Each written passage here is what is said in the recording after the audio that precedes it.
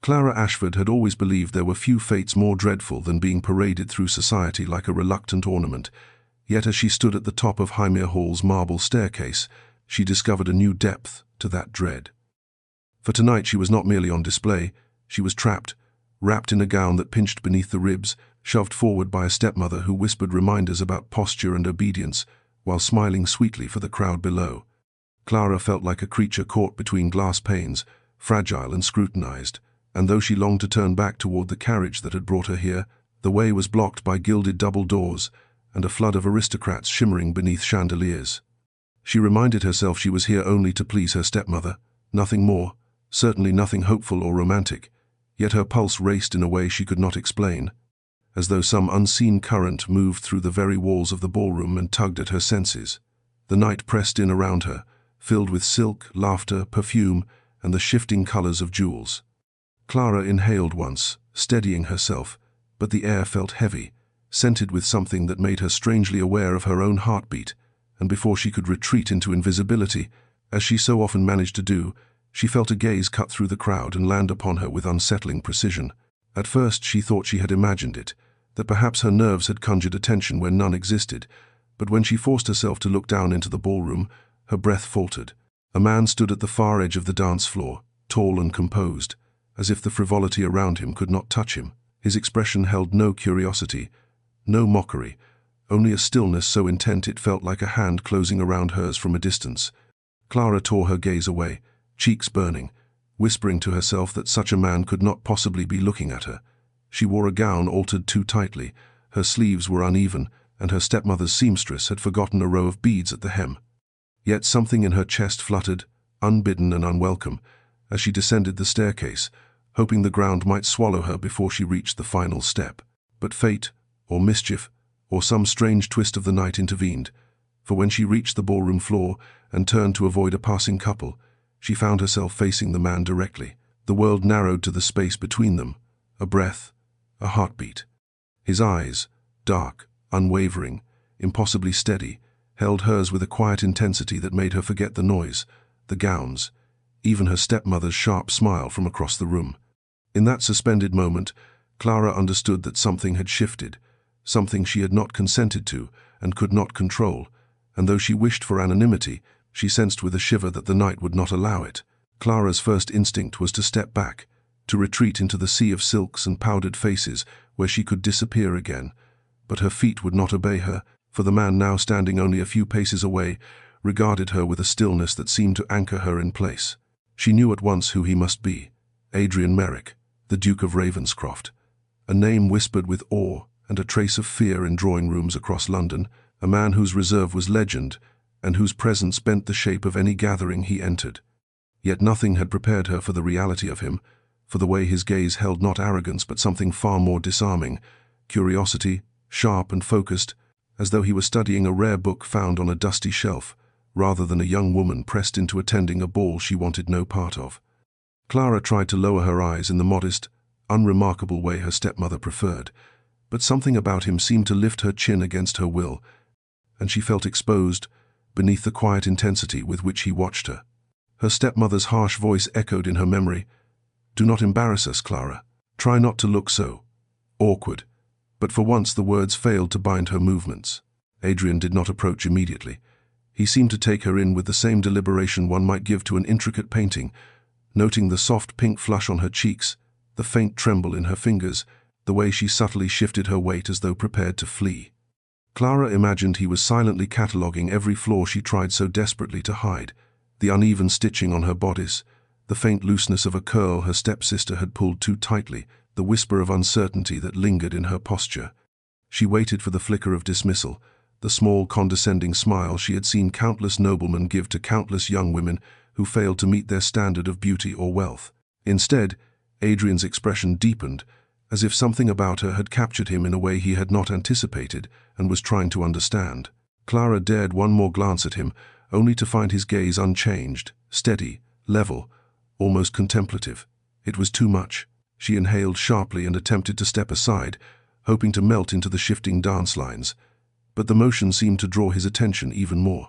He moved then, not quickly but with an unhurried precision that parted the crowd around him, Several ladies noticed and exchanged whispers, but he ignored them, his eyes fixed on Clara with unsettling clarity. She felt heat rise along her throat, a strange mixture of alarm and something dangerously close to fascination. When he finally came to stand before her, the noise of the ballroom receded until she could hear nothing but the soft thud of her own pulse.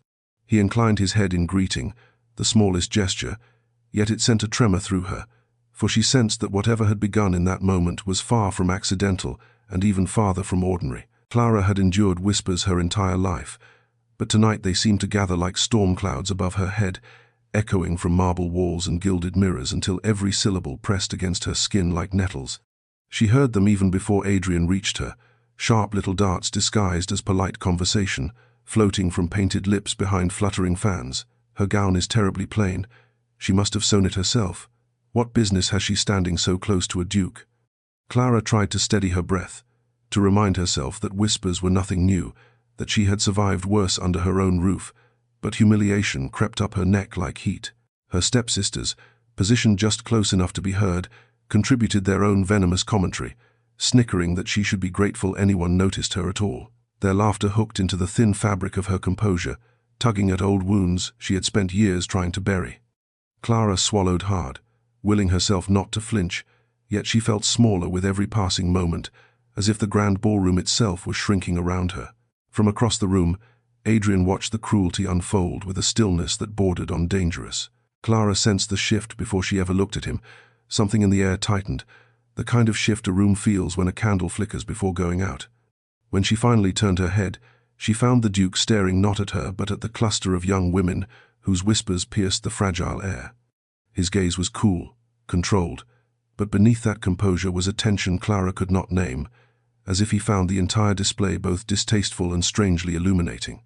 He studied the way she absorbed the insults in silence, the way she did not retaliate or crumble, merely folded inward like a bruised flower protecting its petals. It stirred something in him he did not often feel, an impulse to shield rather than ignore, to step forward instead of detach. The Duke was a man known for impeccable restraint, yet restraint warred with something else inside him, something that pressed against the edges of his calm. Clara attempted to retreat to the edge of the ballroom, desperate for distance from the prying stares, but she had miscalculated entirely. In fleeing the center, she had moved closer to Adrian's line of sight, and as she turned, she found him watching her with a depth that made the room tilt. Shock fluttered through her, not because a duke noticed her distress, but because he noticed her at all. She forced her gaze to drop, terrified that her expression betrayed too much. Yet the humiliation of moments before hung around her like a heavy cloak, so she slipped toward the shadowed edge of the hall, hoping the quiet might allow her lungs to expand again.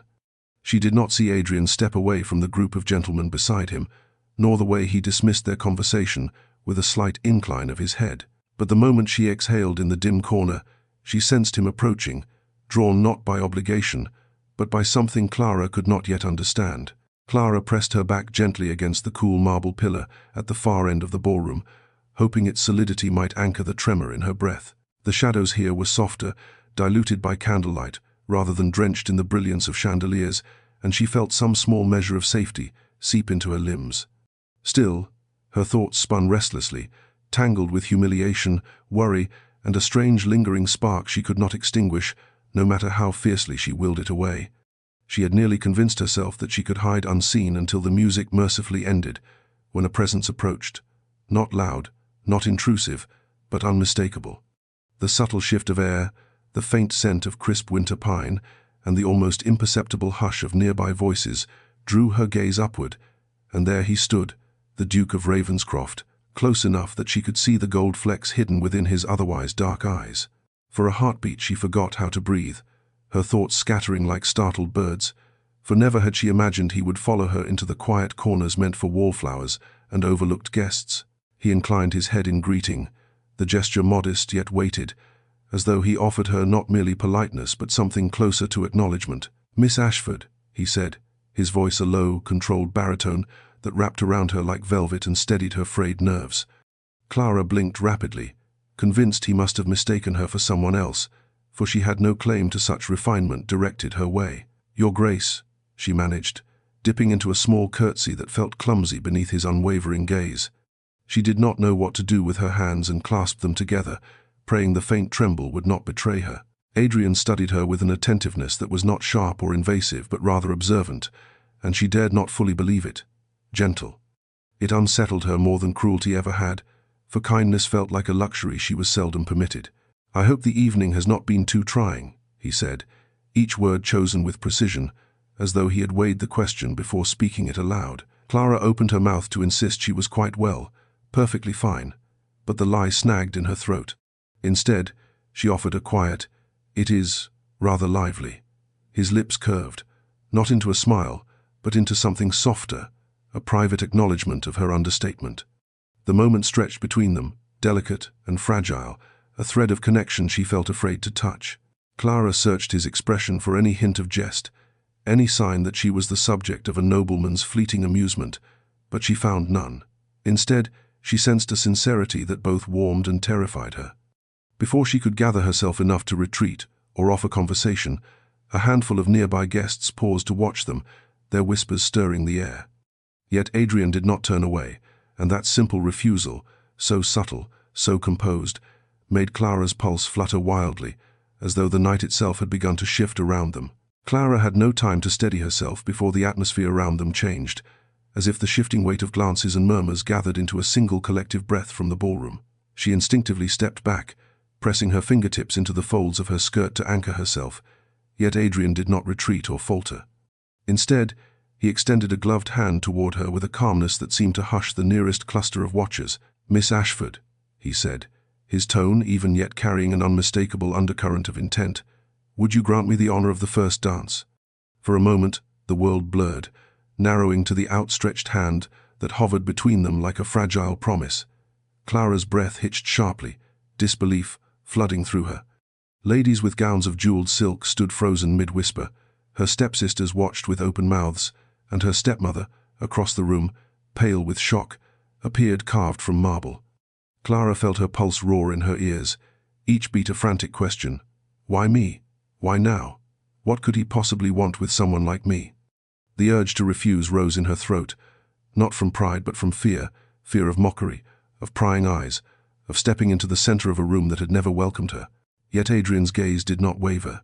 He waited with a quiet patience that suggested he would accept her answer, whatever it might be, but Clara could not shake the sensation that turning away would fracture something delicate and shimmering that had been building between them since their first accidental meeting across the ballroom. Her fingers trembled as she looked at his hand again, and she felt the sting of her stepmother's glare like a brand against her skin. She could already hear the scolding, the accusations of impropriety, the insistence that she had somehow orchestrated this moment. Clara's breath trembled, but when she lifted her gaze to Adrian's, she found no trace of expectation or arrogance, only sincerity that reached her like warmth in winter. She placed her hand in his.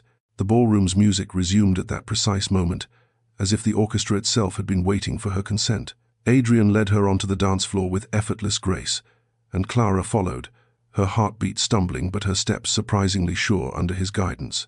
The room's murmurs faded to a distant hum, lost beneath the gentle swell of violin strings. Adrian's hand rested lightly at her waist, steady yet respectful, while his other guided hers with quiet precision. For the first time in memory, Clara felt as though she belonged somewhere, not as a shadow, not as an obligation, but as a woman seen and chosen. As they moved together in slow, measured turns, she sensed the beginning of something extraordinary, something she scarcely dared to name. And though fear still lingered at the edges of her thoughts, it could not extinguish the fragile bloom of wonder growing in her chest as the Duke held her in the soft glow of the ballroom lights. Clara had danced before, though only in the modest, clumsy fashion taught by her governess years ago, never on a polished floor beneath glittering chandeliers, never with a Duke whose movements felt as fluid and certain as a river guiding its current. Yet somehow her feet found their place, as though responding not to instruction but to the steady warmth of Adrian's hand and the quiet confidence in his gaze. She felt the room swirl around them in soft blurs of jewel tones and candlelight, but instead of drowning in the attention she had so feared, she found herself drawing breath more freely, her body swaying with an ease that surprised her. Adrian's presence steadied her, not with force, but with an attentiveness that made her feel as though she were the only person in the vast hall, the only one worth watching. The soft brush of his gloved fingers against hers sent a curious warmth up her arm, a sensation she tried to ignore yet could not entirely escape. With each turn, she became increasingly aware of the way he studied her, his gaze flicking between her eyes and her expression, as though searching for signs of distress and adjusting his pace to match her comfort.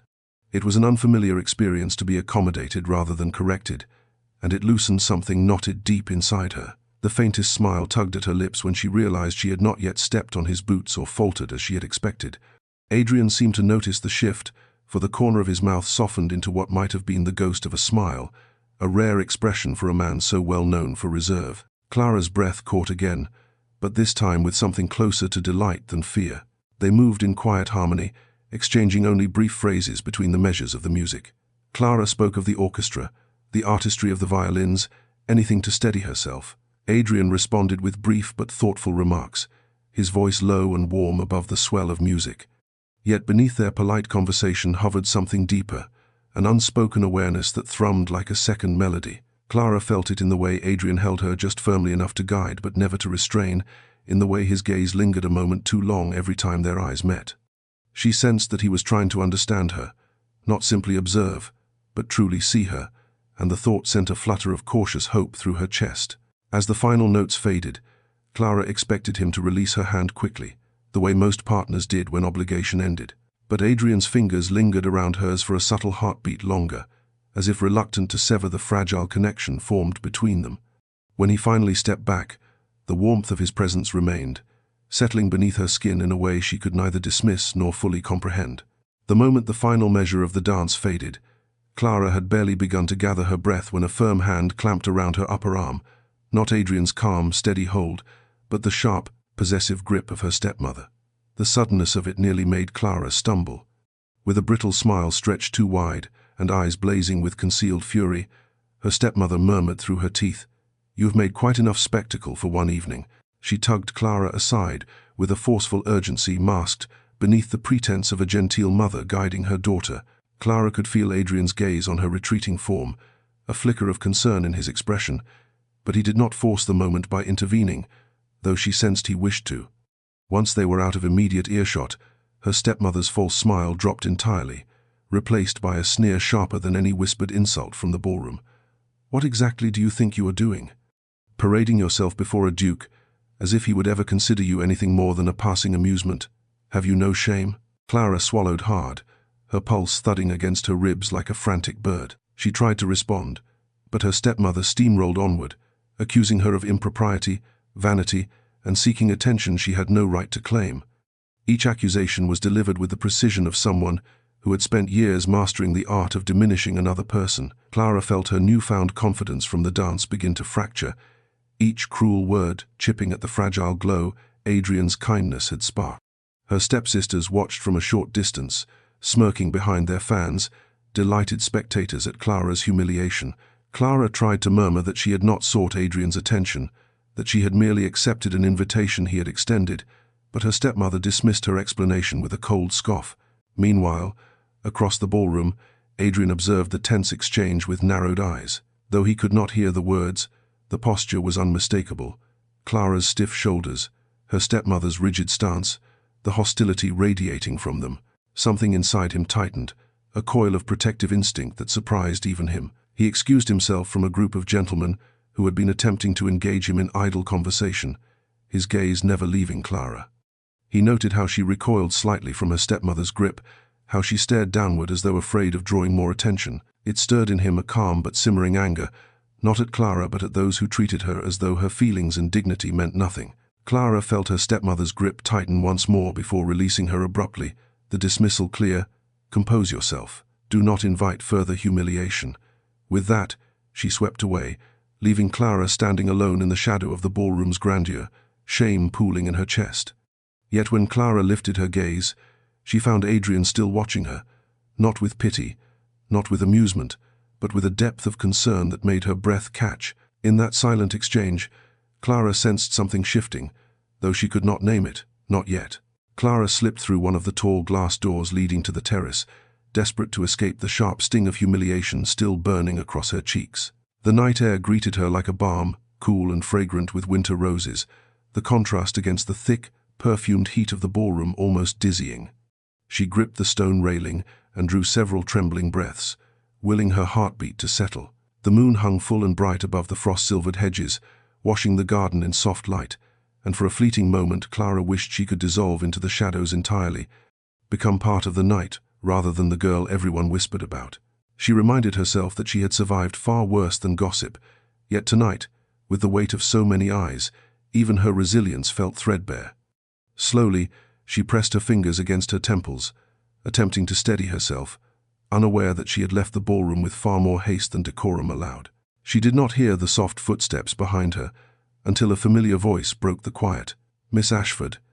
The sound of it wrapped around her, low and warm, and Clara's breath hitched in a mixture of startle and something far more dangerous. She turned sharply, nearly losing her balance, only to find Adrian Merrick framed by the glow of the lanterns, hands clasped behind his back, posture perfectly composed, yet eyes shadowed with unmistakable concern. Clara felt heat rise to her cheeks once more. "Your Grace," she murmured, dipping her head awkwardly. She berated herself inwardly. Surely he had followed her out to offer condolences, to smooth over the embarrassment she had caused. But Adrian stepped closer, not with pity, but with quiet purpose. "I wondered if you were well," he said, his voice gentle enough to unsettle her more deeply than harshness ever could. Clara swallowed, attempting the usual polite reassurance, but her voice wobbled. "I am quite fine. I only needed some air." She cursed herself for the tremor at the end, praying he had not noticed. His gaze softened, almost imperceptibly. "It has been a demanding evening," he replied, phrasing the words with careful neutrality, as though granting her the dignity of not forcing an explanation. Clara felt an unexpected wave of gratitude, though she struggled to meet his eyes. "I did not mean to draw attention," she whispered before she could stop herself. Adrian's expression shifted, a subtle tightening that carried the weight of emotions he did not easily reveal. "You drew attention," he said quietly, "because people noticed something they could not understand." Clara blinked, startled. "And what is that?" she managed. His answer was simple, but it struck her like a touch to the heart. "Your sincerity." The word lingered between them, warm and disarming, a truth spoken with no embellishment. Clara's breath caught again, because she had never considered sincerity a trait anyone would value, not in her world. For a long moment, they stood in silence, the moonlight casting soft edges around them, and Clara felt the night shift subtly, as if it too were listening. Clara was still absorbing the warmth of Adrian's quiet compliment when an abrupt rustle of skirts and the brittle scent of envy sliced through the peaceful night air. Lady Selina Harwood stepped onto the terrace with calculated grace, her expression a blend of false concern and poorly masked irritation. She paused just long enough for the lantern light to catch the shimmer of her emerald gown before offering a sweet smile that never reached her eyes. "Your Grace," she cooed, dipping into a curtsy that dripped with self-importance. "I feared you had wandered off to endure the cold alone." Her gaze flicked to Clara, lingering with a razor's edge. "Oh, Miss Ashford, I did not realize you were here." Clara felt the balmy air chill instantly, tightening the knot already forming in her stomach. Selina's tone suggested she had stumbled upon something improper, something that would be far more interesting to gossip about than the night's formalities. Adrian regarded Selina with flawless courtesy, though a faint shadow crossed his expression. Miss Ashford sought air. "I merely wished to ensure she was well," he replied, his voice cool yet polite. Selina's smile sharpened at the edges as she approached, her steps slow and deliberate. "How thoughtful," she said, her eyes raking over Clara's simple gown with judgment she barely bothered to mask. "One does hope everyone here understands their place." Clara felt her breath catch, the familiar sting of humiliation pressing against her ribs. She knew that tone. She had heard versions of it her entire life, from stepsisters, from neighbors, from smiling debutantes who hid poison behind politeness. But tonight, with Adrian standing beside her, the words cut deeper, revealing her fears with almost surgical precision.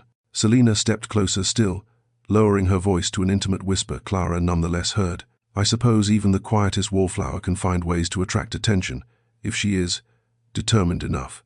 The implication struck Clara like a slap.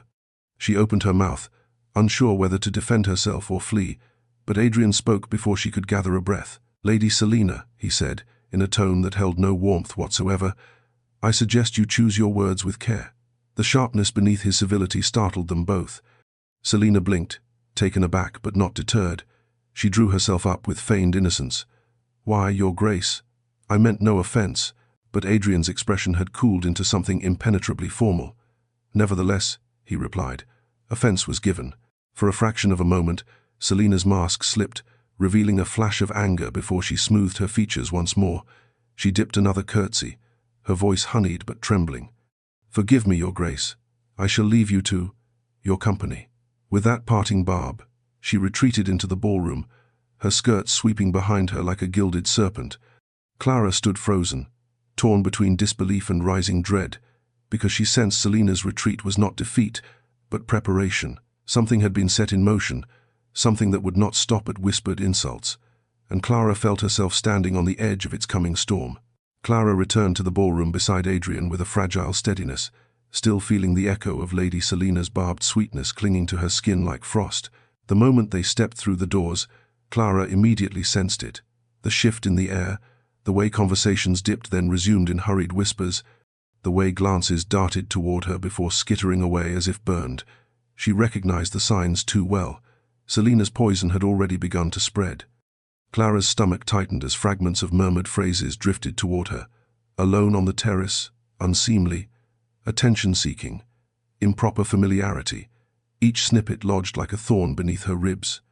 She felt heat climb her neck, shame threatening to choke her, even though she had done nothing but breathe in the wrong place at the wrong time. A part of her yearned to flee, to escape through any door, any shadow, any crack in the marble floor, anything to escape the scrutiny tightening around her. But then she felt Adrian's presence beside her, calm and steady, as though he were a shield simply by standing at her side. Adrian heard the whispers as well, and though his expression remained composed, Clara sensed the tension coiling beneath his restraint. He had spent years cultivating a reputation for unshakable poise, but watching Clara shrink beneath unjust murmurs stirred something visceral in him. He scanned the room with slow precision until his gaze locked onto Selina, who stood among a cluster of ladies pretending to be engrossed in a fanspread of gossip. Their eyes met, and Adrian's expression cooled into a level of frost capable of silencing even the boldest schemer. He crossed the room without haste, yet with the unavoidable momentum of a man who intended to be heard. Clara watched, breath caught somewhere between awe and fear, as Selina straightened, color rising in her cheeks. When Adrian reached her, the chatter around them ebbed instantly, like a tide pulled back by a sudden shift in the moon. "Lady Selina," he said with impeccable civility, "I have heard unfortunate remarks circulating regarding Miss Ashford." Selina fluttered her lashes in mock confusion. "Remarks, Your Grace? I cannot imagine who would," but Adrian's gaze cut through her pretense with a precision that left no room for maneuver. "The implications are clear," he replied, voice controlled but edged with steel. "And I trust a lady of your standing would never engage in the spreading of falsehoods." The word falsehood struck like a gauntlet thrown. Selina faltered, lips parting in panic before she quickly forced a demure smile. "But of course, Your Grace, I would never." The tightness in her voice betrayed everything. Clara watched from across the room as Selina curtsied and retreated, her poised facade cracking under the Duke's icy dismissal. The whispers softened, though not fully silenced. Yet for the first time that evening, Clara felt something unexpected bloom within her, not just gratitude, but the first stirring of trust, fragile and trembling, yet undeniably real, as Adrian returned to her side with a quiet determination that made the world seem a fraction safer. The carriage ride home was an agonizing descent from the fragile brightness Clara had briefly felt in the Duke's presence into the cold, punishing reality that awaited her behind her stepmother's tightly guarded doors. The moment the Ashford carriage rolled to a stop, her stepmother swept into the drawing room with clipped steps, demanding Clara follow. Clara obeyed silently, her limbs heavy with dread. As soon as the parlor doors closed, the mask of maternal civility dropped like a stone. "What idiocy possessed you tonight?" her stepmother snapped, her voice sharp enough to score the air. "Dancing with the Duke of Ravenscroft, as if you had any right to his attention. Do you understand what people will say? Do you understand how you have embarrassed this family?" The accusations fell like blows, each one landing with painful familiarity. Clara folded her hands together, fighting the instinct to shrink into herself. Her stepsisters appeared in the doorway, eager spectators to the spectacle, their smirks slicing into her remaining composure. Clara tried to explain that she had not sought the Duke's invitation, that she had merely accepted out of politeness, but her stepmother scoffed loudly. "Politeness," she repeated, derision dripping from every syllable, or ambition. Clara's protest died in her throat. She had endured years of these manufactured assumptions, these venomous twists of every innocent action. Tonight, though, the words cut far deeper, for the dance had meant something to her, something she could not put into language and dared not defend. Her stepmother paced with sharp, staccato steps, railing about ruined prospects and impropriety, until Clara's heart hammered wildly. "Mark my words," she hissed finally, stepping close enough for Clara to smell the bitterness of wine on her breath. "He will forget you by morning. Men like him do not look twice at girls like you." Clara felt something inside her wilt. She had known, of course, dukes did not court girls in altered gowns or daughters of men who had left little but debts behind. But to hear the certainty spoken aloud, with such venomous delight, hollowed her out. She murmured an apology she did not mean, simply to escape upstairs.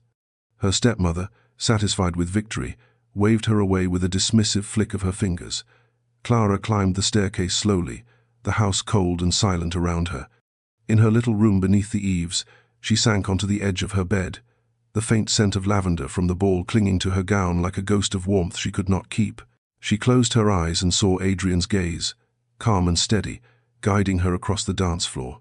She felt again the warmth of his hand, the gentleness of his voice, and though her stepmother's cruelty reverberated through her bones, another truth pulsed quietly beneath it, the truth that, for a brief and shining moment, she had been seen. As she curled beneath her thin blanket, Clara whispered his name into the dark, knowing she would pay for the thought, yet unable to stop the fragile hope it ignited.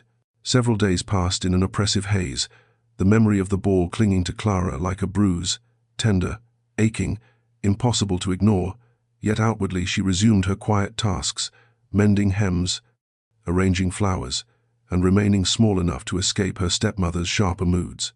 She had convinced herself that the night had been a single fleeting anomaly, that the Duke had forgotten her as easily as her stepmother predicted.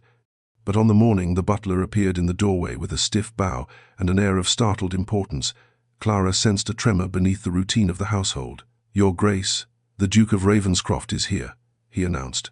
The room froze. Her stepmother's teacup hovered mid-air, her stepsisters' mouths dropped open in perfect, incredulous unison, and Clara felt her heartbeat thud so violently she feared it might echo against the walls. Her stepmother recovered first, her shock transforming into a saccharine smile that stretched her face unnaturally. "Quickly, girls, sit up straight," she hissed, then turned to Clara with the coldest sweetness she had ever worn. "Fetch a gown. No, not that one, the blue. At least it looks respectable." Clara's hands fumbled as she obeyed, her mind tumbling through a dozen frantic thoughts. Why was he here? What excuse could he possibly have? It could not be for her. It simply could not. She barely had time to smooth her skirt before Adrian entered the drawing room, bowing with immaculate courtesy. Her stepmother swept forward in a flourish of false warmth. "Your Grace, what an unexpected honor!" Adrian returned the greeting politely, though his attention flickered almost immediately toward Clara, who stood half-hidden beside a chair. His gaze softened when it found her, and for a moment she forgot how to breathe. "Lady Ashford," he said to her stepmother, "I wish to inquire about the charitable canvassing you mentioned at the ball." Miss Ashford spoke so thoughtfully of it that I hoped to consult her further. Clara nearly stumbled. Her stepmother's smile tightened at the edges. "Clara?" she repeated with feigned surprise. "Oh, yes, of course. She is always eager to help."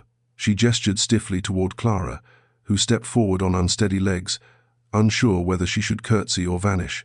Adrian asked if she might join him for a brief walk in the garden to discuss the endeavor. Her stepmother, though visibly clenching her teeth, could hardly refuse a duke's request without appearing ungracious. "Certainly," she said with brittle charm. Though do be mindful of appearances, Clara felt heat rush to her cheeks at the thinly veiled warning, but Adrian merely offered his arm, waiting patiently until she hesitantly placed her hand upon it. As they stepped outside into the crisp morning air, Clara's pulse raced with the disorienting realization that whatever the reason for his visit, he had sought her again, and that truth alone set her world trembling. The garden was touched with frost, every leaf edged in silver, every patch of grass glimmering beneath the pale winter sun as though dusted with diamonds. Clara walked beside Adrian in a silence thick with uncertainty, her hand resting lightly on his arm while her heart thudded wildly beneath her bodice. She could scarcely comprehend the strangeness of the moment, a duke strolling through her own garden, asking for her company as if it were the most natural thing in the world. Yet nothing felt natural. Clara's breath clouded in the cold air as she searched for words that wouldn't betray her confusion, but Adrian spoke first, his tone gentle enough to coax her from her tangled thoughts. "I hope I did not cause you distress by arriving unexpectedly," he said, turning his head just enough that she caught the sincerity in his expression. Clara's instinct was to deny any discomfort, to protect herself with politeness, but the memory of her stepmother's warning stung like a fresh wound. Still, she managed a quiet, "I was only surprised, Your Grace. I did not expect visitors." Adrian slowed his pace, his gaze drifting briefly across the barren hedges. "I wish to speak with you again," he admitted, his voice lower, more vulnerable than before. Clara felt heat rise to her cheeks, though she could not determine whether it was from warmth or alarm. "I enjoyed our conversation at the ball," he continued, "and I realized afterward that there were things I wished to ask you, things I feared would be lost if I waited too long." Clara blinked in confusion. "You wish to ask me things?" she echoed softly, astonished. Adrian's lips curved in the faintest hint of amusement. "Yes, you," he said, the simplicity of the word holding far more weight than she was prepared to bear. As they walked deeper into the garden, Clara found herself relaxing by increments, drawn in by his sincere attentiveness. Adrian asked about her interests, books she favored, music she enjoyed, what brought her comfort on days when the world felt too loud. Clara responded shyly at first, but as she spoke, she discovered pieces of herself unspooling like thread, answering questions no one had ever cared to ask. When she mentioned a beloved, well-worn poetry volume she had cherished since girlhood, Adrian's eyes brightened with genuine interest. "I know that author well," he said. "There is a line in one of his works that I have always carried with me. Quiet hearts see the truth others overlook." Clara's breath hitched. She knew the line, loved it, lived by it. She laughed softly, an involuntary, surprised sound that escaped before she could suppress it. Adrian looked at her then, truly looked, and something warm flickered in his eyes. The moment felt fragile and impossibly intimate. Clara sensed her stepmother's distant gaze burning through the drawing-room windows, ready to pounce, ready to twist anything Clara said into folly. Yet for these few stolen minutes, surrounded by frost-touched hedges and Adrian's gentle questions, she felt more seen, more valued, than she had in years. And though she tried to bury the feeling quickly, another truth rose unbidden. She liked the way he looked at her, and feared how deeply she already cared.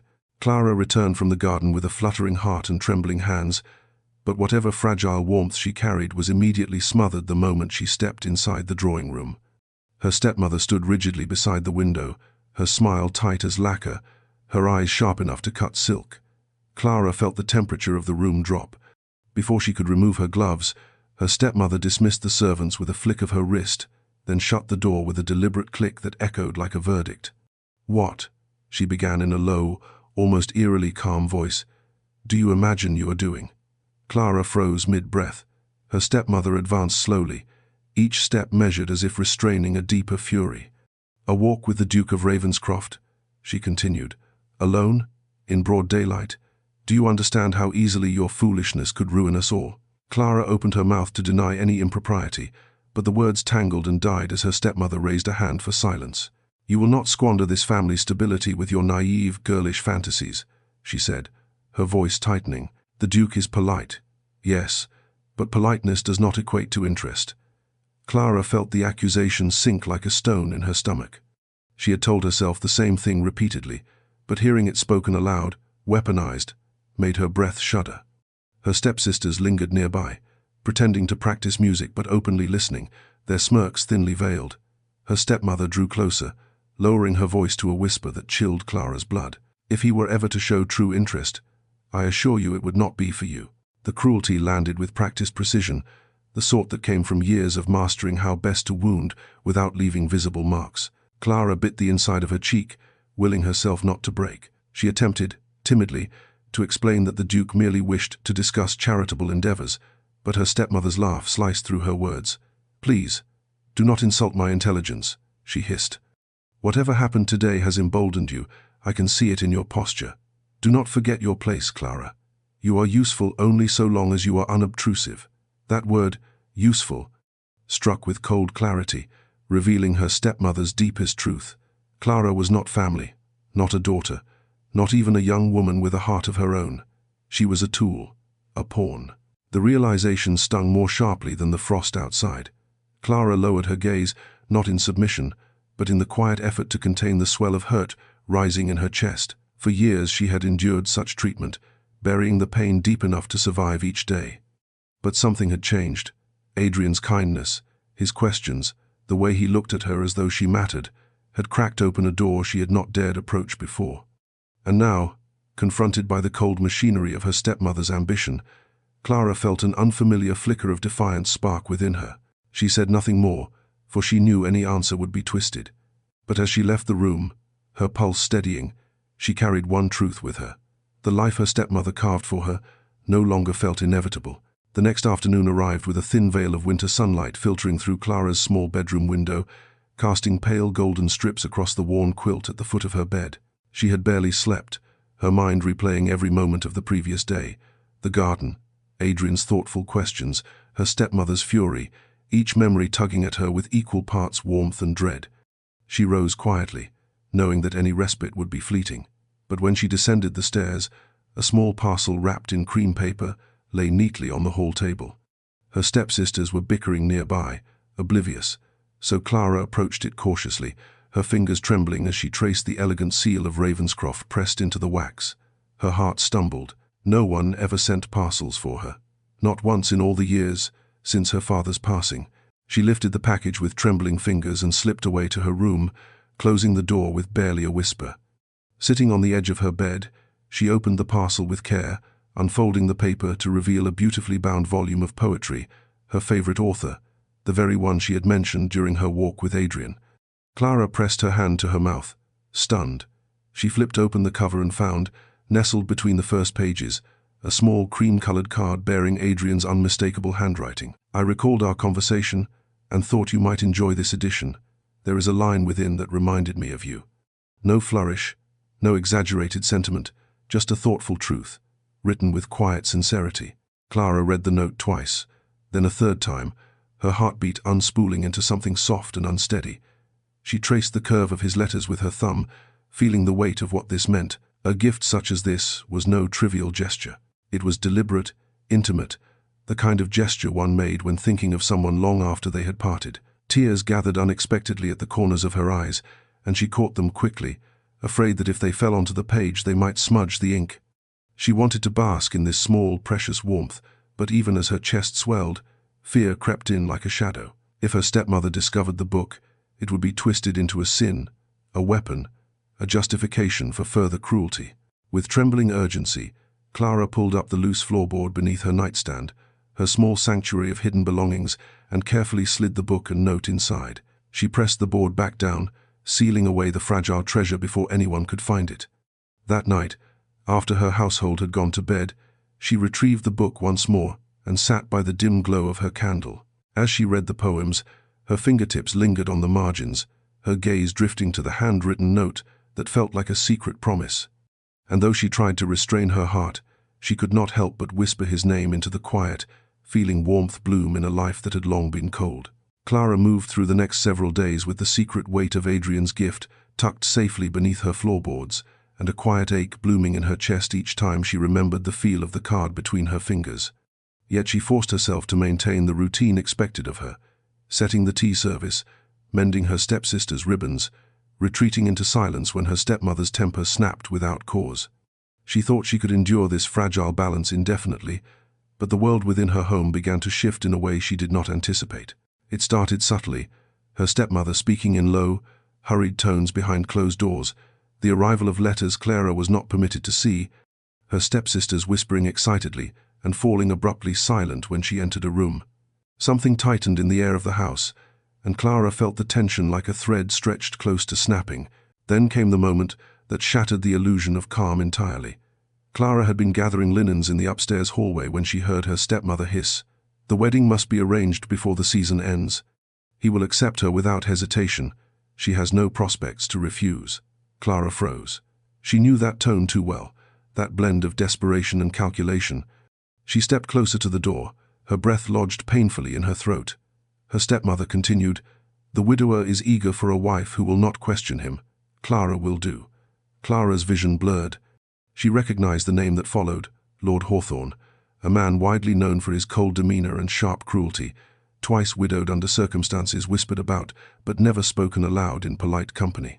The linens slipped from Clara's hands. She backed away, heart racing so violently she thought she might collapse. To be promised to him, to be trapped in a life stripped of any kindness, filled her with a fear deeper than anything she had endured under her stepmother's rule. She stumbled to her room and closed the door quietly, pressing her back to it as waves of panic surged through her. She knew her stepmother would never ask her consent. To her, Clara was nothing more than a piece of property to be traded for financial security. Clara's breaths came shallow and fast as she realized with piercing clarity that she stood on the precipice of losing every fragile hope she had begun to nurture, the stolen moments of peace, the book beneath her floor, the memory of Adrian's gaze warming her like sunlight. She clutched the edge of her dresser, willing herself not to crumble. Fear clawed at her, but beneath it flickered something unexpected, a spark of resistance. She had endured a lifetime of being pushed, silenced, and diminished, but this was different. This was her entire future being carved without her voice, her life tethered to a man she feared. And though her hands trembled violently, a quiet, unspoken truth began to rise within her. She could not let her fate be sealed without a fight. Clara spent the night restless, pacing the narrow length of her small bedroom as though movement alone could keep dread from settling into her bones. Each time she paused, the same terrifying truth pressed against her mind. Her stepmother intended to marry her off to Lord Hawthorne, and Clara had no earthly idea how to escape such a fate. Sleep came only in fractured pieces, and when morning broke, she felt hollowed out, as though fear had carved its way through her ribs. Still, she forced herself to move through her chores mechanically, trying to appear unaware, trying not to reveal the storm raging inside her. But the facade frayed the moment the butler stepped into the dining room to announce that the Duke of Ravenscroft had arrived. The room stilled. A spoon clinked sharply against porcelain. Clara's stepmother stiffened in surprise, her expression blooming briefly with caution before shifting into a brittle, practiced smile. Clara's heart surged painfully against her ribs. She had not expected to see Adrian so soon, and certainly not under the shadow of such turmoil. Yet she felt an inexplicable surge of relief at the sound of his name, as though the mere knowledge of his presence steadied her fraying composure. Adrian entered the room with impeccable poise, greeting Clara's stepmother with measured courtesy before his gaze shifted toward Clara. The moment their eyes met, Clara felt the breath stutter in her chest. Something in his expression, a faint tightening around the eyes, a quiet concern, told her he sensed the shift in her demeanor even before she could offer a greeting. Her stepmother quickly attempted to monopolize his attention, chattering about household matters and upcoming charity events, but Adrian, with polite firmness, asked if he might speak with Clara privately, to deliver a matter of personal relevance. The phrasing was so perfectly diplomatic that her stepmother could not reasonably refuse, though Clara saw the flash of irritation in her eyes.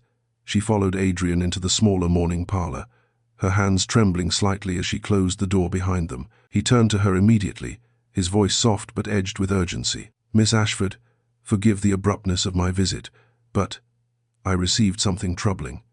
He withdrew a folded note from his coat, a letter, the one Selina had forged, filled with cruel, mocking sentiments Clara would never have written. He placed it in her hands, and Clara felt her stomach drop as she recognized none of the handwriting, none of the tone. "This was delivered to me," he said, watching her reaction closely. "They claimed it was yours." Clara's shock was so genuine it came out as a choked whisper. "I never wrote this. I would never speak of you this way."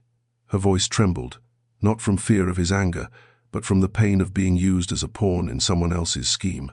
Adrian took in the hurt flickering across her features, and something in him shifted. Whatever lingering doubts he had evaporated like mist. "I believe you," he said quietly, and the certainty in his tone made tears sting Clara's eyes. The forged letter fluttered weakly between her fingers, a symbol of malice meant to divide them. Instead, it bound them with a clearer thread than either had expected. Adrian's voice deepened slightly, gentler but resolute. "Someone seeks to harm your reputation, and perhaps more than that. I will find out who."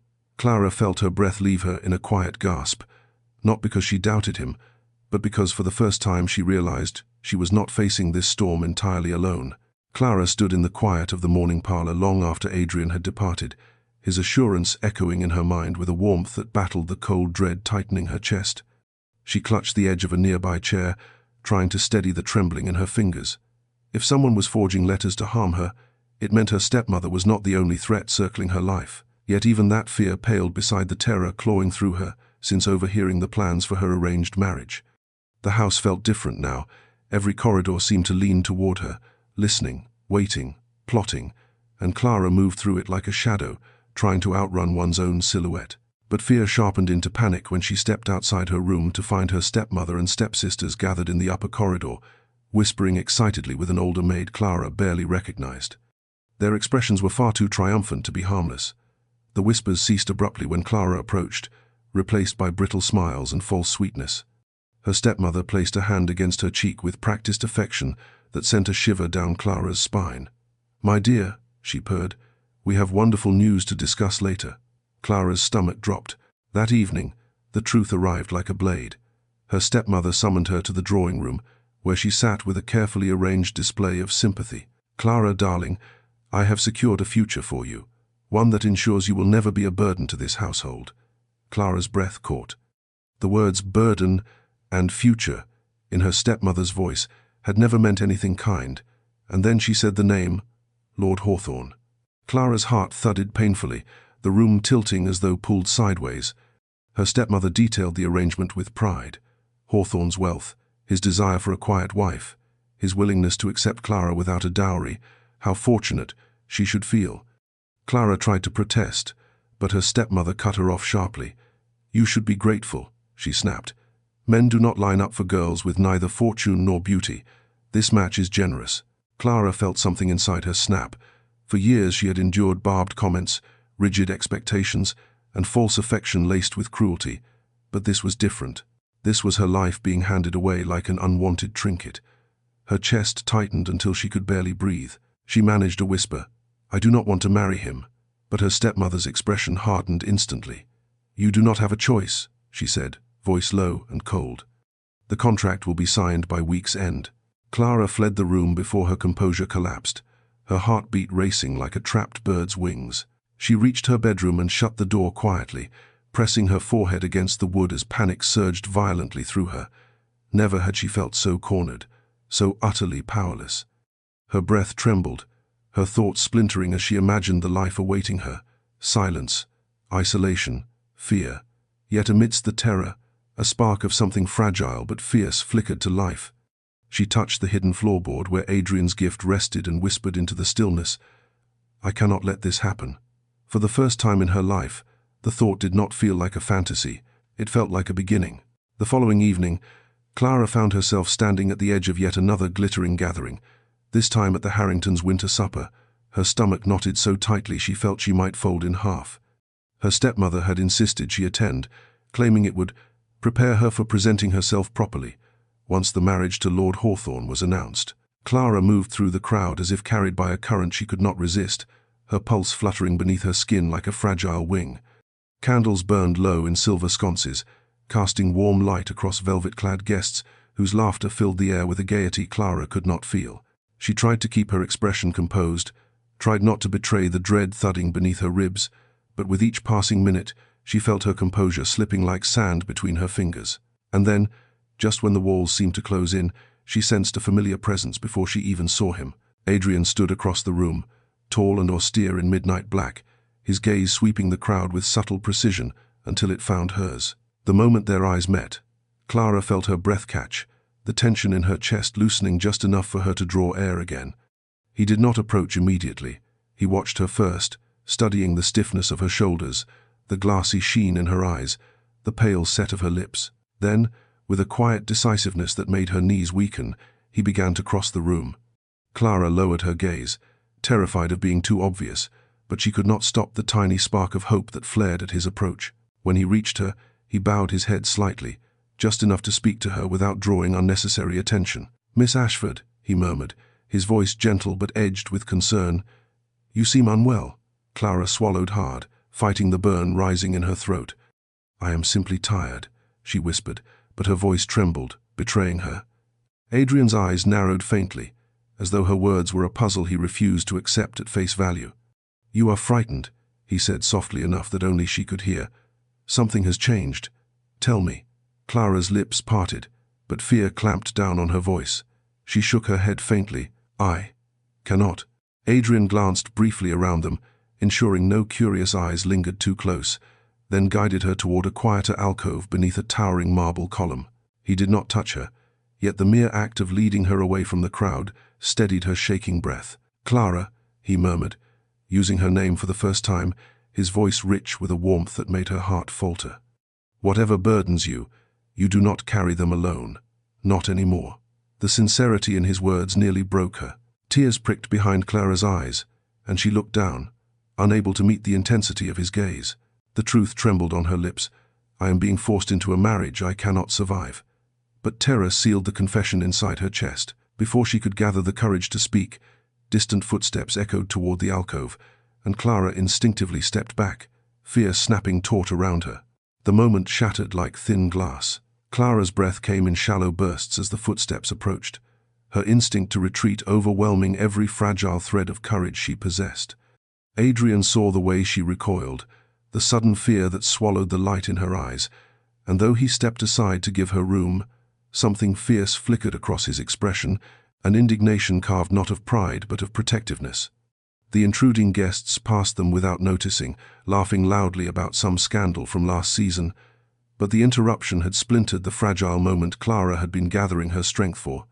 She pressed a trembling hand to her waist, her pulse racing beneath her palm. Adrian, watching her carefully, lowered his voice even further. "Clara," he said, his tone a quiet anchor pulling her back from the edge. "Someone is hurting you. Tell me who." The earnestness in his voice made her chest constrict with something unbearably tender. She shook her head, her voice barely a whisper. "It will only make things worse." Adrian's jaw tightened, not in frustration with her, but in frustration for her. He stepped closer, not enough to breach propriety, but enough that she could feel the steadiness radiating from him like warmth in winter. "I cannot stand idle while you suffer," he said softly. "If there is any way I may help you, any way at all, you need only say the word." Clara's throat tightened painfully. She wanted to tell him everything, wanted to confess that her stepmother had promised her to a man whose reputation chilled her blood, that her life was being handed away as if she were nothing more than an inconvenience. But the words tangled behind her ribs, choked by fear of what her stepmother might do if she discovered Clara had spoken.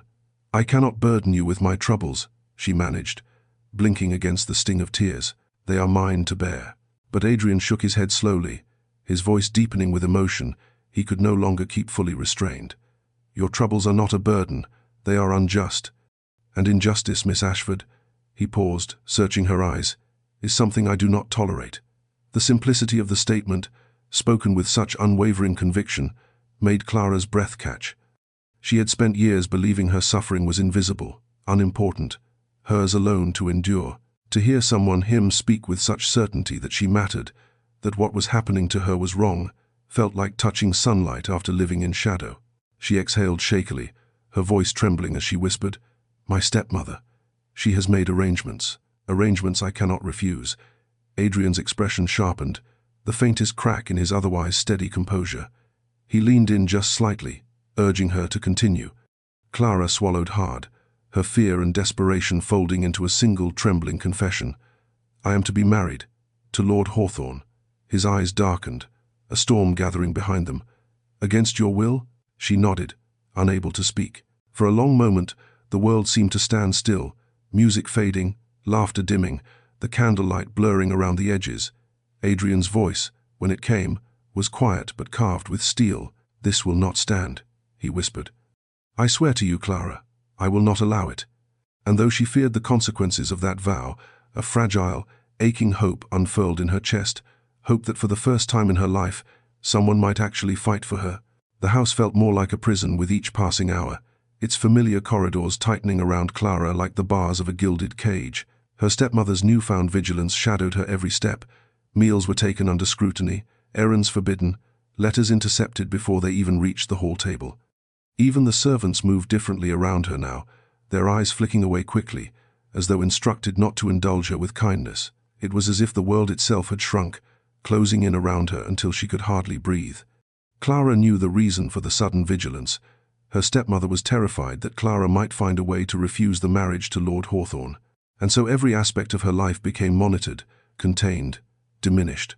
Her days passed in a suffocating haze, each hour a slow tightening of the noose that threatened to bind her future forever. Yet amidst the oppression, something inside Clara began to shift, not loudly, not with rebellion that could draw punishment, but quietly, subtly, like the first crack in a sheet of ice. She lingered in the garden longer than she was allowed, stealing moments of air the way others might steal jewels. She hid coins beneath a loose stair when no one watched. She memorized the placement of creaking floorboards and discovered which servants were sympathetic and which were not. These tiny acts of defiance were not enough to free her, but they fed the spark inside her, the one that Adrian's unwavering concern had ignited. For the first time in her life, she began to imagine the possibility of choosing her own fate, of stepping beyond the boundaries set for her. One evening, as the sky fell into the bruised purple of dusk, Clara slipped quietly into the small winter garden outside the sitting room. Frost clung to the hedges like powdered silver, the cold air biting at her cheeks. She hugged her arms around herself, not for warmth but for steadiness. It was here, in this sliver of quiet, that she allowed her fear to unravel. Tears pricked her eyes, but she refused to let them fall. She had cried enough tears in her life to fill rivers, and none had ever saved her. Instead, she stood beneath the bare branches and whispered the confession she could tell no one else. "I am afraid," she breathed. "I do not want this life. I do not want him. I do not want to disappear." Her voice broke on the last word. A soft sound behind her made her stiffen, footsteps crunching lightly over frost. But when she turned, it was only the sympathetic maid, Mary, the one who sometimes slipped Clara a smile when her stepmother wasn't looking. Mary approached slowly, her expression hesitant. "Miss Ashford," she whispered, glancing back toward the house. "I was told to fetch you, but I saw you were upset." Clara hastily wiped her eyes. "I am not upset," she whispered, though her voice betrayed her. Mary hesitated, then reached into her apron pocket and pressed a folded scrap of parchment into Clara's trembling hand. "This came for you," she murmured. "I thought you should have it." Clara unfolded the note and felt her breath catch sharply. It was from Adrian, and in 3 carefully written lines, he promised he would not abandon her to a future she feared. The note from Adrian became the fragile anchor Clara clung to over the following days, its simple promise echoing through her thoughts each time despair threatened to swallow her whole. "You will not face this alone." She tucked the parchment beneath her mattress, close enough that she could reach for it in the darkest moments, but hidden well enough that her stepmother's prying hands would never uncover it. Yet the promise, comforting as it was, did not solve the immediate terror looming over her.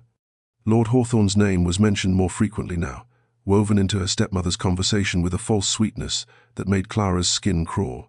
Invitations were drafted. A date was hinted at. Clara felt herself being ushered toward a precipice, one she could not step back from once she crossed. Meanwhile, Adrian moved with a quiet determination that few in society would have expected from him. He had always been known as a gentleman of composure, a duke who kept his distance from gossip and frivolity.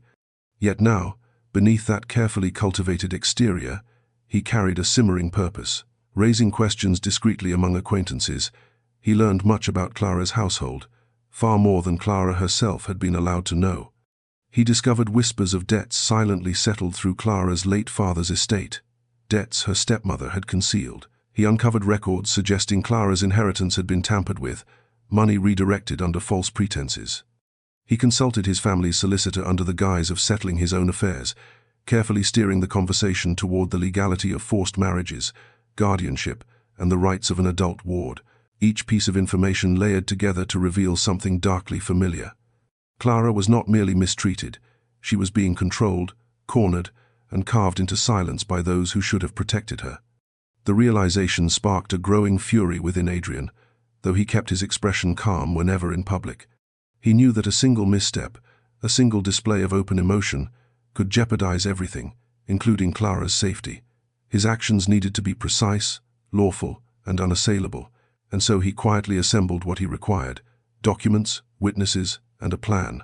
As for Clara, she noticed that invitations began arriving again, not for gatherings she would enjoy, but for ones her stepmother insisted she attend to, maintain appearances. At each event, Adrian appeared with impeccable timing, never overly familiar, never inappropriate, but always near enough that Clara felt a quiet cord of reassurance tying them together. She did not know the full extent of his investigation, only that his presence steadied her in ways nothing else could. Every time he approached her with a gentle question or a fleeting smile, Clara felt a flutter of hope stir beneath the weight of her fear. Still, she sensed the tightening of the trap around her, and with every passing day, the shadow of Lord Hawthorne loomed darker, closer, more imminent. Clara knew, with mounting dread, that her time was running out, but she also knew something else now, something that had begun to shift the ground beneath her. If there was even the faintest chance to escape this fate, Adrian Merrick would help her find it.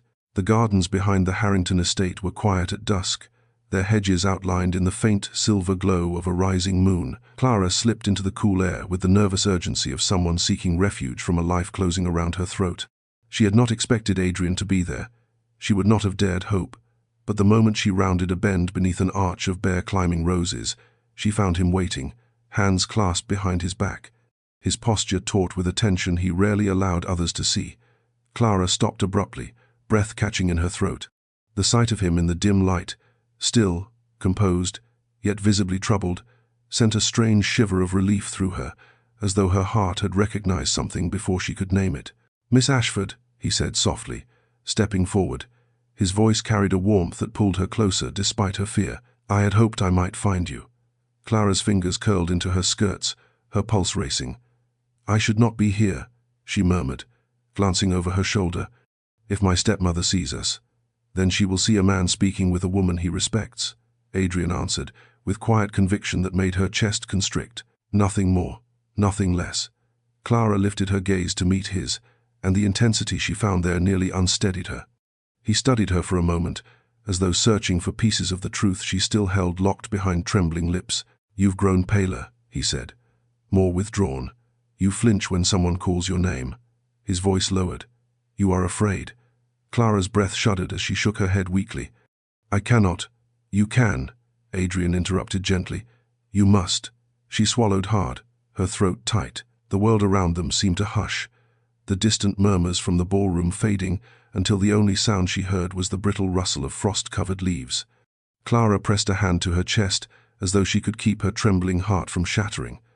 "I do not know what future awaits me," she whispered, her voice wavering. "I only know I cannot bear it." Adrian's expression shifted, the calm veneer cracking just enough for her to glimpse the full force of his emotion. "Then allow me to help you." She shook her head again, more violently this time. "You cannot. If you intervene, my stepmother will twist it. She will say I manipulated you. She will punish me. She already intends to." She stopped herself, fear clamping down on her words, but Adrian stepped closer, closing the distance between them with breathtaking gentleness. "Clara," he said, and the sound of her name in his voice was both a plea and a vow. "Your life is being decided for you. That is not merely cruel, it is intolerable." Her eyes burned with tears she refused to shed. "I do not know how to save myself," she whispered. The confession trembled in the air between them. Adrian reached out, not to touch her, but to offer steadiness in the space between them. "Then let us find a way together," he said, "no matter the cost." For the first time in weeks, Clara felt her fear loosen its grip, not because the danger had diminished, but because Adrian Merrick was now standing on her side of the precipice. Clara barely had time to swallow the dizzying swell of relief she felt in Adrian's presence before the sharp, unmistakable crunch of approaching footsteps fractured the moment like ice underfoot. She stiffened instinctively, terror slicing through her chest. Adrian straightened as well, his expression shifting from earnest concern to controlled neutrality, but Clara saw the flicker of tension in his jaw.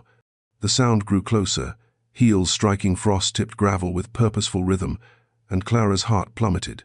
Only one person walked with such clipped, accusatory precision. Her stepmother emerged through the archway of barren branches with a smile so bright it could have been carved from polished stone. "Clara," she cooed, her gaze darting between the two of them, her sweetness tightening like a noose. "How curious to find you out here, alone." The emphasis landed like a blow. Clara felt the world tilt, panic clawing up her throat. Adrian opened his mouth, perhaps to explain, perhaps to shield her, but her stepmother raised a single gloved hand, silencing him with expertly crafted politeness. "My apologies, Your Grace," she said, dipping her head just enough to mimic respect. "I had not realized my ward was distracting you from the guests indoors." The word ward sat heavy in the air, dripping with calculated implication. Clara felt her cheeks burn. Before she could muster a response, her stepmother stepped closer, fingers tightening around Clara's wrist with deceptive gentleness that masked the bruising force beneath. "Come along, my dear," she murmured loudly, ensuring her voice carried toward the terrace doors where several curious guests lingered. "I am certain His Grace has no desire to be seen in a compromising position." Clara's breath seized. She knew what her stepmother was doing, painting the scene as one of impropriety, twisting Clara into the predator and Adrian into the prey of her supposed ambition. Adrian's voice cut through the cold air with quiet steel. "Lady Ashford," he said, each word crisp and measured. "Miss Ashford has conducted herself with nothing but decorum." Her stepmother turned to him with a laugh light enough to fracture. "Oh, of course, Your Grace. But young women can be impressionable." She let her gaze linger meaningfully on Clara. The humiliation sliced through Clara so sharply she nearly flinched. A few guests edged closer, their whispers rising like wind through reeds, each murmur feeding the wildfire her stepmother had so expertly sparked. Clara could feel her reputation crumbling beneath their stares, feel the trap her stepmother had laid closing around her. She tried to step back, but her stepmother's grip tightened painfully. "This is unnecessary," Adrian said, his tone darkening. But Clara knew this was exactly what her stepmother wanted, to stir scandal, to force Adrian into distance, to isolate Clara further. Her stepmother's voice rose, honeyed but loud enough to ensure every ear heard. "Please, Your Grace, do not concern yourself. I will handle the girl." The girl, as though she were a troublesome child, as though she were property. The words burned through Clara's heart like fire. And as the whispers swelled, Clara stood trapped between the man who saw her worth and the woman determined to destroy it, realizing with sickening clarity that her world was about to shatter. For a suspended, breathless moment, the world seemed carved from silence. Every whisper, every rustle, every flicker of candlelight held in strange, expectant stillness as Clara's stepmother tightened her grip and attempted to drag her away like an errant child. Clara's heart pounded painfully, her throat constricting with humiliation as she felt dozens of eyes burning into her skin. She wanted desperately to vanish, to slip into the earth beneath her feet, to escape the cruel tableau her stepmother had crafted so expertly. But before her stepmother could tug her more than a single step, Adrian moved, not with haste, not with anger, but with a calm authority, so absolute that the very air around him seemed to shift. He reached out and placed his gloved hand gently yet firmly over Clara's stepmother's wrist. The touch was polite, but it carried an unmistakable command. "Release her," he said, his voice low, even, and edged with a steel that made Clara's breath stutter. Her stepmother froze, the brittle smile cracking at the edges. Around them, the gathering guests collectively inhaled. Adrian removed her hand from Clara's arm with deliberate precision, then stepped forward just enough to place himself subtly between them, not touching Clara, not claiming her, but shielding her in a way so measured and controlled that no one could mistake the intention behind it. "Lady Ashford," he continued, "your insinuations a moment ago were not only unfounded but deeply inappropriate." Her stepmother blinked rapidly, her false poise faltering. "Your Grace, I merely wished to protect your reputation. My ward can be." She trailed off, searching for a word that twisted Clara into blame. But Adrian did not allow her to find it. "Miss Ashford," he said, raising his voice just enough for nearby guests to hear, "has demonstrated nothing but dignity and propriety this entire evening. Any implication to the contrary is an insult not only to her character, but to mine."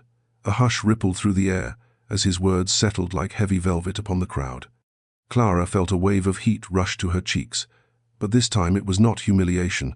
It was something deeper, something fragile and fierce blooming in her chest, something that made her ribs ache. Her stepmother recovered quickly, attempting to laugh off the rebuke, but the sound rang false. Adrian's gaze sharpened. "If there is a scandal here," he added in a voice cold enough to still the winter wind, "then it is born of malice, not misconduct." Emma. The murmurs that followed were no longer aimed at Clara, they were aimed at her stepmother. Clara could not move. She felt rooted to the stone beneath her feet, her breath trembling as the shift in the crowd became palpable. For the first time in her life, someone had not only defended her, someone had stood for her publicly, unequivocally, without hesitation or shame. And in that single, irrevocable moment, Clara felt the balance of her world tilt, reshaping itself around truths she had never been allowed to believe. Clara's stepmother attempted to recover her composure with a fluttering laugh that rang sharp and hollow, but the damage was already done. The nearby guests, some sympathetic, others merely hungry for fresh gossip, watched with wide, curious eyes as the carefully constructed image of the impeccable Lady Ashford fractured under the Duke's public rebuke. "Your Grace," she stammered, "surely there has been a misunderstanding. I only wish to prevent any appearance of impropriety." Adrian regarded her with the cool dignity of a man who had endured enough and would entertain no further insult. "The only impropriety I witnessed," he said in a voice calm yet devastatingly precise, "was your treatment of Miss Ashford.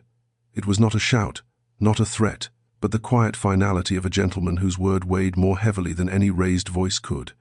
Clara felt her stepmother stiffen beside her, her fingers curling into the fabric of her gloves, as though holding on to the shreds of her pride. For a brief moment, fear flickered in her eyes, fear of losing control, fear of losing the narrative she had so carefully woven.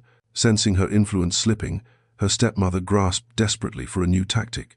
"Clara is delicate," she said, each word shaped with a trembling veneer of concern. "She does not always understand how her actions may be interpreted. I merely seek to protect her from the unkindness of those who might misconstrue her behavior." Clara's breath caught. The familiar cruelty hid beneath the guise of maternal concern, a mask she had perfected over years of manipulation. But Adrian did not yield. "Miss Ashford requires no such protection from you," he said evenly, "nor should she be spoken of as though she were incapable of understanding her own conduct." Clara's stepmother opened her mouth to argue, but Adrian stepped aside, not away from Clara, but slightly toward her, shifting their positions with elegant subtlety, so that a clear, unmistakable line formed between Clara and the woman who sought to control her. Clara felt the air change around them. Her stepmother paled, understanding exactly what the gesture meant. Adrian had taken a side, and it was not hers. The murmurs intensified. Guests exchanged looks, some surprised, some delighted, others oddly moved. Adrian straightened his gloves with quiet precision before turning to Clara. "Miss Ashford," he said gently, "may I escort you inside? The cold has grown sharp, and I would not wish for you to fall ill." His voice softened in a way that made her pulse flutter helplessly. Clara nodded, unable to trust her voice. Adrian offered his arm with impeccable decorum, leaving no opportunity for scandal, and she placed her hand upon it with a steadiness she did not feel. Her stepmother remained frozen behind them, her expression rigid, her breath shallow with fury she could not express amidst so many watchful eyes. And as Clara walked away from her, guided by Adrian's quiet strength, she felt something she had never dared hope to feel in her lifetime: identity, validity, the first fragile sense of belonging, the knowledge that she had worth beyond what others decided for her. For Clara, the night had changed everything. For her stepmother, it had ruined far more than her pride. Adrian guided Clara inside with measured steps, offering her the dignity of silence while her heart slowly unraveled its knots. The ballroom, warm and bright, felt strangely distant as they entered, its chandeliers gleaming like constellations above a world Clara no longer belonged to in the same way she had an hour before. He led her to a quieter alcove near a tall window draped in sapphire velvet, stopping only when he sensed they were sheltered from the probing curiosity of the guests. For several breaths, Clara stood motionless, her fingers still curled lightly against the fabric of his coat sleeve, not quite ready to let go.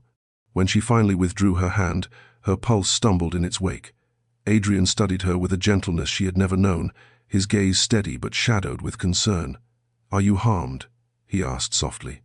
The simplicity of the question, the sincerity woven through it, forced Clara to swallow a sudden ache. "Only shaken," she whispered. "I did not expect any of this." She lowered her eyes, ashamed of how unsteady she felt.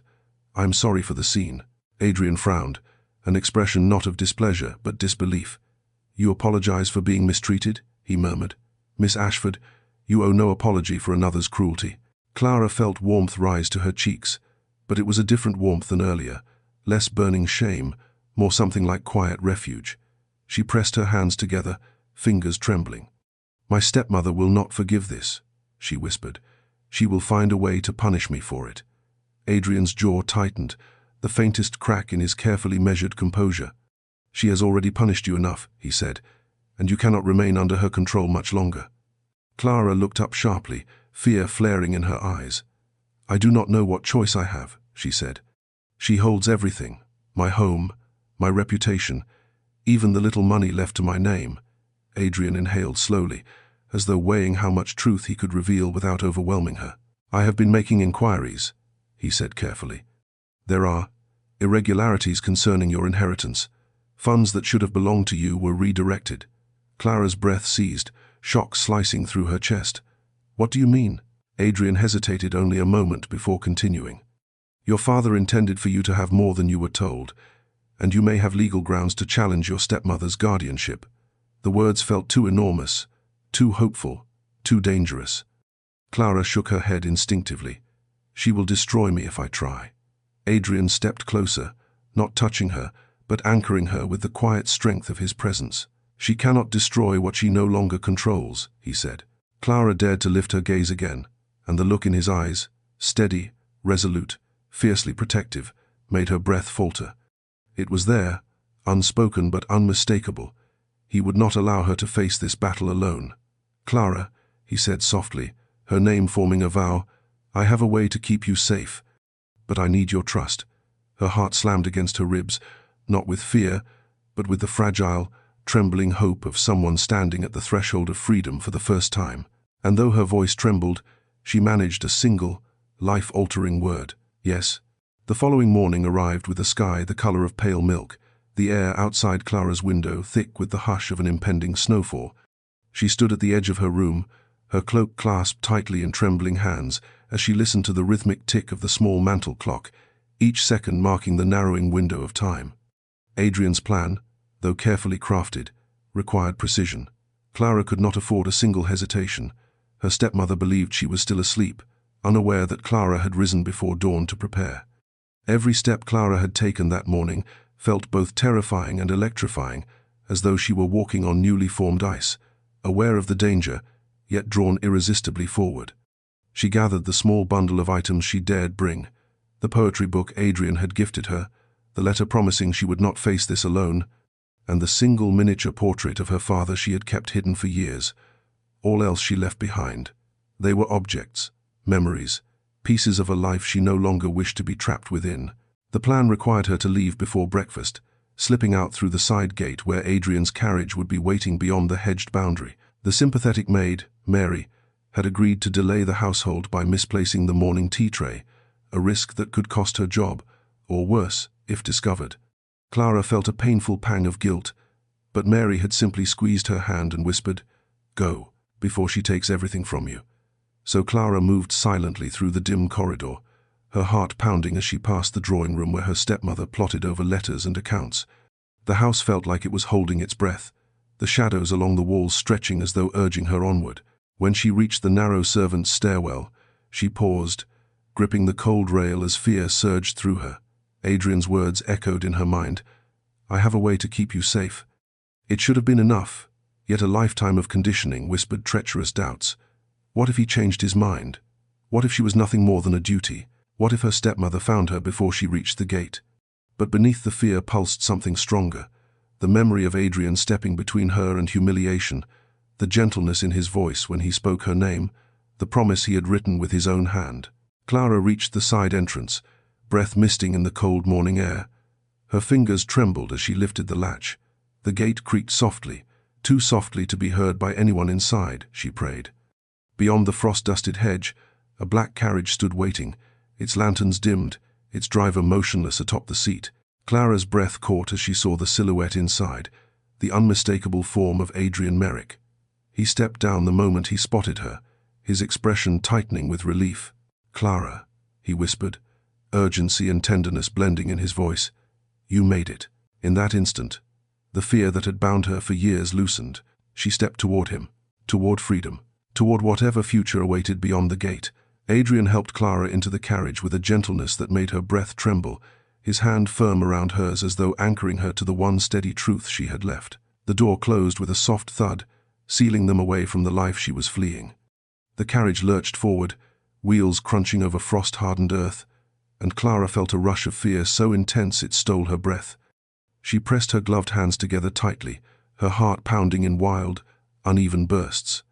Adrian watched her in the dim morning light, his expression softened by something warmer than simple concern. "You are safe now," he murmured, though the shadows beneath his eyes revealed how heavily he bore the responsibility of those words. Clara nodded, but the knot in her stomach remained. Safety felt fragile, like thin glass that might shatter at any moment beneath the weight of pursuit. As the carriage gained speed, the estate disappearing behind them, Clara dared to look out the small window. The lane beyond the hedges stretched empty and winding, the rising sun painting the sky in pale pink streaks.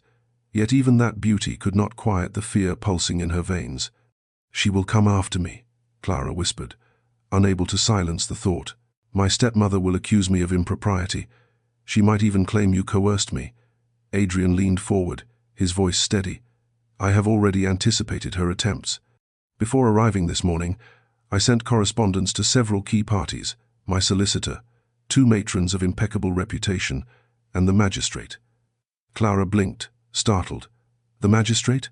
"Forced marriage," Adrian replied, "is illegal under several statutes your stepmother seems conveniently unaware of. And as a duke, my word carries certain protections."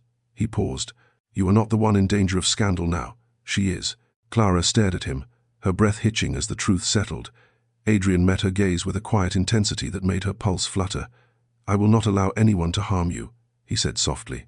"Not in reputation, not in body, not in spirit." Those words, spoken with no flourish, no expectation, only conviction, struck something deep within her. For years, she had faced cruelty alone. Now, someone was standing between her and the storm. The carriage slowed as they reached a crossroads bordered by skeletal winter trees. Adrian leaned closer, lowering his voice. "We will not go directly to Ravenscroft. There are too many eyes along the main road, and I would not risk you being intercepted. Instead, we travel to my aunt's estate. She is a woman of iron principles and a heart large enough to shield you from the world." Clara exhaled shakily, overwhelmed by both fear and gratitude. Why are you doing this for me?" she whispered. Adrian's expression shifted, the truth flickering through his calm facade like a flame behind glass. "Because I care for you more than honor allows," he said quietly, and the world seemed to stop. Clara felt the air vanish from her lungs the moment Adrian spoke those words, as if the entire carriage had tilted and left her suspended between fear and something far more consuming. For a long heartbeat she could only stare at him, her pulse a frantic flutter beneath her skin. No one had ever spoken to her with such honesty, such fragile intensity, unguarded by obligation or duty. She pressed her gloved fingertips to her lips, unsure whether they were trembling because of his confession or because she had never been the recipient of such emotion in her life. Her voice faltered, barely audible above the rhythmic clatter of the carriage wheels. "I do not understand why. I am nothing." Adrian stopped her immediately, leaning forward with a quiet force that compelled her eyes to lift to his. "Do not finish that sentence," he said softly. "You are not nothing. You never were." The firmness in his tone was not rebuke, but a plea, a vow shaped into sound. She felt tears sting behind her eyes, her breath unsteady. The world had always told her she was small, forgettable, inconvenient. Adrian's gaze, warm and unwavering, insisted she was none of those things. The carriage turned off the main road, following a narrower lane lined with tall, skeletal trees whose branches arched overhead like a cathedral of winter wood. The passing landscape offered a cold, solemn beauty, but Clara barely saw it. Her thoughts spun like wind-rushed leaves, tangled with the enormity of what Adrian had revealed. She clasped her hands tightly in her lap. "Caring for me," she whispered, "puts you in danger of scandal, of being accused of the very impropriety my stepmother is trying to claim." Adrian shook his head, his expression resolute. "Let her accuse what she will. Truth holds its own armor, and your suffering is not something I will allow in order to protect my reputation." The words settled over her like a warming cloak she'd never possessed.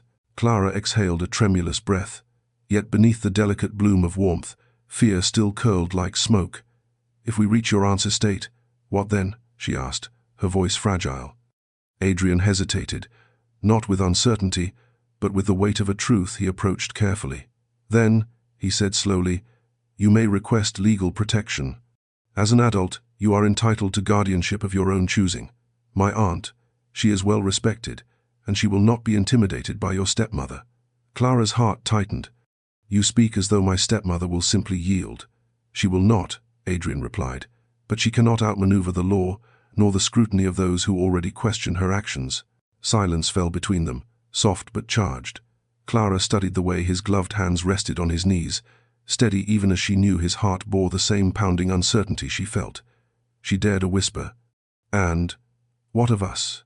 Adrian's breath hitched, barely noticeable, yet enough to make Clara's chest tighten. He leaned closer, his voice a gentle storm.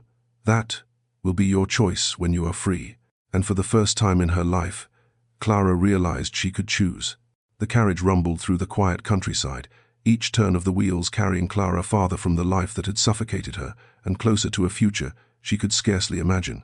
The horizon ahead was tinted with pale gold as the sun began to push through the lingering winter clouds, painting the fields in a muted glow. Clara pressed her palm to the window pane, watching frost melt in thin, trembling lines beneath her touch. For the first time in years, she was moving towards something rather than being pushed from behind. Still, fear lingered at the edges of her thoughts, a reminder that freedom was never simple, never won without cost. She glanced at Adrian, who sat opposite her, posture straight but not rigid, hands folded in a manner that suggested both restraint and readiness. His gaze had drifted toward the passing scenery, but she could tell he was deep in thought, calculating, anticipating, preparing. She wondered if he regretted this decision, if helping her had placed too heavy a burden upon him. But as if sensing her gaze, he turned to her, and his expression softened with a warmth that unraveled her doubts. "We are nearly there," he said gently. "My aunt's estate lies just beyond that ridge." Clara followed his gesture toward a distant rise where the silhouette of a grand manor emerged through the thinning mist, elegant and imposing against the pale sky. Her breath caught with a mixture of relief and trepidation. "Will she welcome me?" Clara asked quietly, unable to hide the tremor in her voice. Adrian leaned forward slightly, his eyes steady and sincere. "She will welcome you because I have asked her to," he said. "But more importantly, she will welcome you because she values justice above all else." Clara nodded, absorbing the reassurance, though her pulse still raced with anticipation. The carriage began its ascent up the gravel path, the manor growing larger with each second, its tall windows gleaming like watchful eyes. When they finally rolled to a stop before the grand entrance, Adrian stepped out first and extended his hand to help Clara descend. As her boots met the stone ground, the enormity of her decision pressed upon her all at once. She had left everything behind, her home, her belongings, even the fragile certainty of familiarity. What lay ahead was unknown, and yet, for the first time, the unknown did not feel like a threat. "Come," Adrian murmured, offering his arm. "She is expecting us." Clara laid her hand lightly atop his sleeve, drawing steadiness from the quiet strength beneath. Together they approached the entrance, where a tall, silver-haired woman with an air of unmistakable authority waited beneath the archway. Her posture, straight as a blade, dignified as royalty, made Clara halt for a heartbeat. Adrian's aunt, Lady Beatrice Merrick. Her sharp eyes assessed Clara in a single sweeping glance that seemed to pierce straight through to her trembling heart. Then, with a slow, knowing incline of her head, Lady Beatrice said, "Welcome, Miss Ashford. You are safe here." And with those words, Clara felt the first true breath of freedom fill her lungs. The interior of Lady Beatrice's manor felt like stepping into another world, one unburdened by spiteful whispers, watchful eyes, or the oppressive weight of someone waiting for her to fail. Soft winter light filtered through tall arched windows, settling onto polished floors and rich tapestries that depicted scenes of noble history rather than hollow vanity. Clara felt her shoulders loosen a fraction as she crossed the threshold. Even the air here smelled different, cleaner somehow, warmer, touched with faint notes of lavender and burning hearthwood. Lady Beatrice regarded her with the keen, steady gaze of a woman long accustomed to cutting through pretense.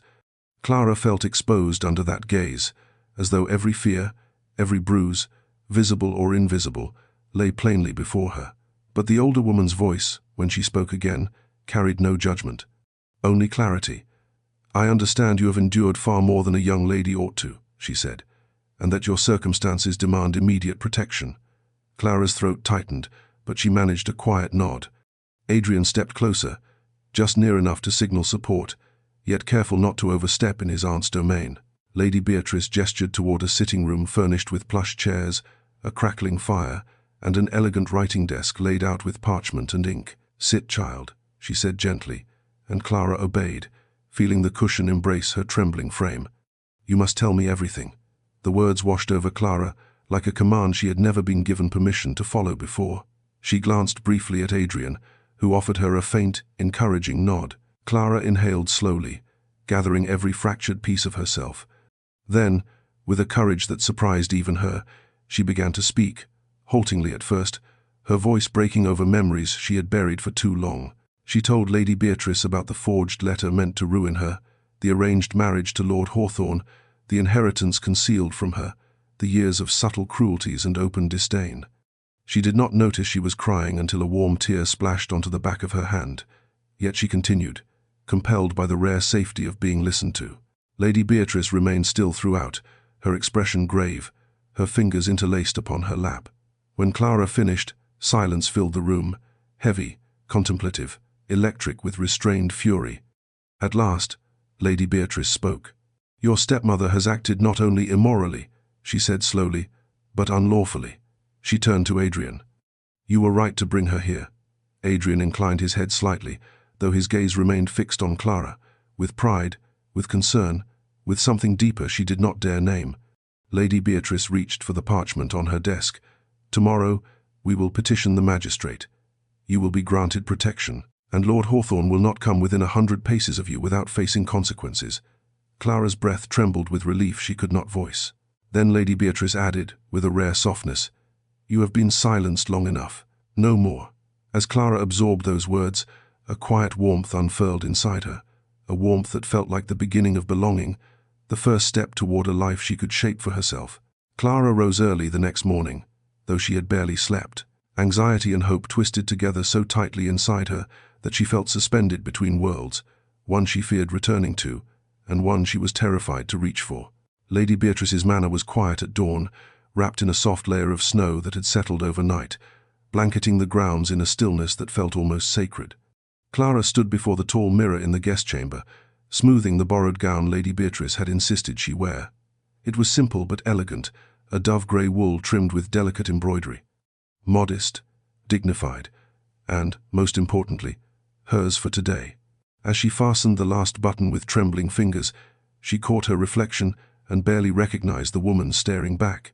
There was fear, yes, but also something steadier, something formed from the fragile beginnings of self-worth.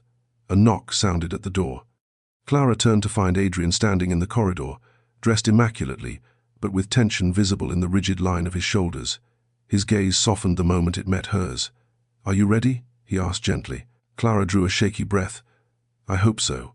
Together they descended the grand staircase, meeting Lady Beatrice in the foyer, who carried her walking cane with the authority of a general marching into battle. "We have an appointment with Magistrate Harland," she announced. "He is a sensible man. It will be difficult for your stepmother to manipulate him." Clara's stomach churned, but she nodded, grateful for the older woman's unyielding certainty. The carriage waiting outside was different from Adrian's. Lady Beatrice's coat of arms marked its polished door, a symbol no one in their county would dare ignore. As the horses set off through the powdered snow, Clara's pulse hammered in her ears. She clutched the edges of her gloves, unable to steady her thoughts. Adrian sat beside her, angled just enough that his arm brushed hers whenever the carriage jolted. "You need not speak more than you wish," he murmured. "Lady Beatrice has prepared everything. You only need to tell the truth." Clara exhaled slowly. The truth has never mattered before. Adrian's brows drew together, the faintest shadow of pain flickering across his features. "It matters now," he said quietly, "because this time, people are listening." When they arrived at the magistrate's office, Clara's legs trembled beneath her as she stepped down from the carriage. The building stood tall and stone-faced, its columns rising like stern sentinels against the wintry sky. Lady Beatrice placed a firm hand on her shoulder. "Courage, child," she said. "What happens today changes everything." Inside, the air smelled of parchment and ink, the quiet hum of authority settling heavily over Clara's already fraying nerves. But when Adrian reached for her hand, just briefly, just long enough for her fingertips to warm beneath his, Clara felt something shift inside her. She walked forward, not as a girl being pushed, but as a woman stepping toward her rights. The magistrate's office was a dimly lit chamber lined with shelves of thick legal volumes, their spines worn by decades of disputes far greater and far smaller than Clara's. Yet to her, This room felt like the threshold of a life she had never been allowed to claim. Magistrate Harland, an older man with a stern brow softened by intelligent eyes, gestured for them to sit. Lady Beatrice settled herself with impeccable authority, cane resting across her lap like a scepter. Adrian remained standing, hands clasped behind his back, his posture respectful but unyielding. Clara moved slowly to the chair beside Lady Beatrice, her fingers trembling as she sat. "Miss Ashford," the magistrate began, his voice calm, "I understand you wish to file a petition for independent guardianship and protection." Clara nodded, though her voice refused to rise yet. Lady Beatrice intervened smoothly. "She has been subjected to years of mistreatment, financial manipulation, emotional coercion, and most urgently, a forced betrothal arranged without her consent." The magistrate's sharp gaze shifted to Clara. "Is this true?" he asked gently. Clara swallowed hard. This was the moment. Every silent hurt, every stolen choice, every night spent wishing she could speak, now demanded her voice. Adrian's presence steadied her, even without a word. She lifted her chin with a courage she felt only faintly. "Yes," she whispered, then drew a deeper breath. "Yes, it is all true." She described the forged letter, her stepmother's attempts to trap her in scandal, the coercion to marry Lord Hawthorne, the concealed inheritance, the constant belittlement.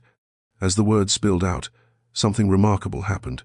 Her voice grew stronger, steadier, as though each truth she released returned a fragment of herself she had forgotten she possessed. By the time she finished, the room felt transformed, quieter, but charged with the undeniable weight of her testimony. Magistrate Harland leaned back, fingers steepled. "Miss Ashford," he said after a long pause, "your account is both troubling and credible. It is evident that your current guardian has acted in her own interest, not yours." He turned to Lady Beatrice. "And you are willing to assume guardianship until Miss Ashford reaches full autonomy?" Lady Beatrice lifted her chin. "I am, and I will ensure her well-being without hesitation." The magistrate nodded firmly. "Very well. I will issue a provisional order effective immediately. Miss Ashford is under Lady Beatrice Merrick's protection from this moment forward. Any attempt to force her into marriage or remove her from this care will be considered unlawful." Clara gasped softly, her vision blurring with sudden tears.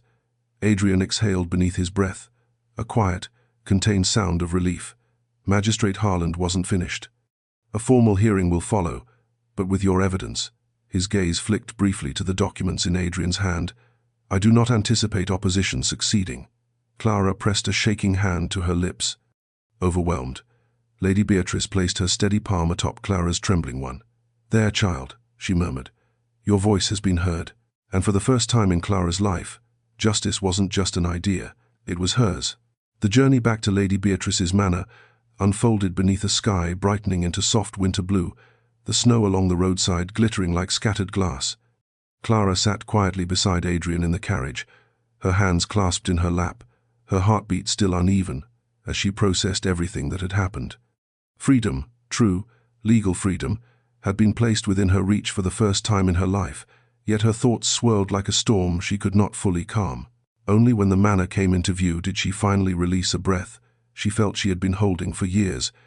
Adrian watched her carefully, his gaze gentle. "You were remarkable," he said softly. "Your strength in that room, Clara, it humbled me." She felt warmth rush to her cheeks, an unfamiliar heat, not born of embarrassment but of something sweeter. "I was terrified," she admitted. "I thought my voice would fail me." Adrian shook his head. "It did not, and even if it had, I would have spoken on your behalf." His words landed like a quiet vow, deepening something inside her she was not yet brave enough to name. Lady Beatrice met them at the entrance, her presence a fortress of dignity. "It is done then?" she asked. Adrian nodded. The magistrate granted provisional guardianship. Her stepmother cannot touch her now. Lady Beatrice's stern features softened with satisfaction. "Good. Let her rage and claw at closed doors. She has lost the power she stole." Clara felt the knot in her chest loosen, but a tremor remained. "She will come for me," she whispered. "She will accuse, manipulate, deny everything." Lady Beatrice placed a hand on Clara's arm, her touch surprisingly warm. "Let her come. She will not cross this threshold. And if she attempts to drag you through society's mud, she will find herself sinking instead." Clara exhaled shakily, the words settling around her like armor she had never been offered before. Later that afternoon, Clara found herself alone in the manor's small music salon, drawn there by the soft light and the quiet that felt like sanctuary. She drifted to the pianoforte, brushing her fingertips over the cool ivory keys. She had not played in years. Her stepmother had deemed it a waste of time, but now, with her heart overflowing, melody pressed against her ribs, begging to be released. She sat and let her fingers find hesitant notes that grew into trembling chords. The music that emerged was fragile, unsteady, but sincere, much like her reborn self. She did not hear Adrian enter until he stood beside her, hands clasped behind his back, expression softened by something warm and unguarded. "I didn't know you played," he murmured. "I didn't know I still could," she whispered back, her voice trembling with wonder rather than fear. He watched her for a long, quiet moment before speaking in a tone that felt like an intimate confession. "Clara, once the hearing is over, once you are free, truly free, I hope you will allow me to stay in your life." Her breath caught, her fingers freezing above the keys. Outside, snow began to fall softly. Inside, her heart began to open. A week later, the magistrate's hearing arrived like the crest of a long brewing storm. Clara stood in the echoing hall of the courthouse, her hands clasped tightly before her, her breath soft and shaky as the matters of her life were debated, this time in her presence, not behind closed doors where she had no voice. Her stepmother arrived in a flurry of silk and outrage, her eyes blazing when she saw Clara standing beneath Lady Beatrice's protection.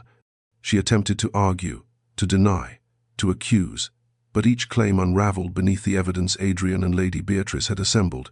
The forged letter, the concealed inheritance accounts, the testimonies of servants who dared to speak the truth. Lord Hawthorne himself, summoned as a potential witness, arrived looking more irritated than interested, declaring he had no intention of marrying a woman already mired in scandal. That alone undermined every claim Clara's stepmother attempted to make.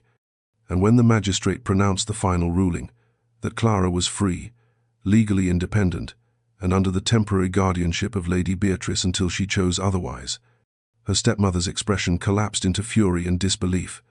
Clara felt only relief, not triumph, not revenge, only quiet, overwhelming relief. As they emerged into the crisp winter sunlight, Clara exhaled a breath that felt like it belonged to a new life. Lady Beatrice stood beside her, dignified and unmoved by the scattered whispers. "Well done, child," she said. "You faced the world and did not bow." Clara swallowed against the swell of emotion in her chest. She felt Adrian before she saw him, felt the warmth of his presence, the steady reassurance that had carried her through every step of this uncertain journey. When he appeared at her side, his eyes found hers instantly, and the rest of the world softened into a blur. "It is over," he said quietly, searching her face. "You are free," Clara nodded, though the word felt immense, almost too large to hold in her heart. "I hardly know what to do with freedom," she whispered. Adrian hesitated, not from uncertainty, but from the weight of what he carried within himself. "Then allow me to be part of whatever comes next," he said softly. For a long heartbeat, Clara could not speak. Snowflakes drifted around them, settling on the dark wool of Adrian's coat, tangled in her hair like delicate silver threads. The world felt suspended, vast and tender. "I thought," she whispered, "I would spend my life unnoticed." Adrian stepped closer, not touching her, but close enough that she felt his warmth seep into her. "I noticed you the moment you stepped into that ballroom," he said, voice low, reverent, "and I have not stopped noticing you since." Her breath caught, a fragile sound of wonder. "And what do you see now?" she asked. Adrian's expression softened into something she had never seen directed at her, something deep, steady, and unguarded. "A woman brave enough to save herself," he said. "A woman I would be honored to stand beside for all the years ahead." Clara's heart unfolded, slow as dawn. "Then stay," she whispered, and beneath a sky laced with falling snow, Adrian Merrick reached for her hand, no longer as her rescuer, but as her equal, and Clara stepped into the future she had finally chosen.